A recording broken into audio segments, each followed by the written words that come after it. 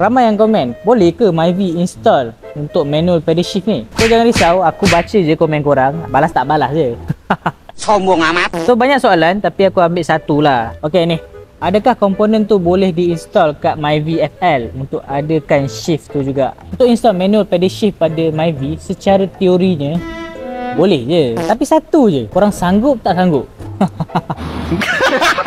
Sebab apa? Sebab korang kena modify dia punya gearbox, dari segi dia punya sistem, dari segi dia punya software, dan juga dia punya wiring dalam kereta Myvi korang. Salah satu modifikasi yang korang perlu buat dekat kereta Myvi korang untuk pasang manual pedal shift ni, korang punya TCU. So macam kat video sebelum ni aku cakap, TCU dan juga ECU gearbox Myvi ni, dia memang tak support untuk manual pedal shift. So memang korang kena modify ataupun tukar software Myvi ni kepada Azza punya software. And then lagi satu, korang kena tambah pedal shift ataupun gear shift Azza dalam kereta Myvi korang. So benda ni korang kena pasang modul dan juga wiring pedal shift dalam kereta korang. So dari segi wiring, dari segi sensor, memang banyak benda yang korang kena modify. So secara ringkasnya, nak tambah manual pedal shift pada Myvi boleh, tapi modal untuk modifikasi tu yang keras sikit. So andai kata korang sanggup nak buatlah mengikut kepada kesanggupan korang sendiri. So itu je. So mungkin kepada korang yang suka konten macam ni, korang boleh follow kita orang, like dan komen lah. So jangan lupa support dan follow kami, Mechanic Transmission.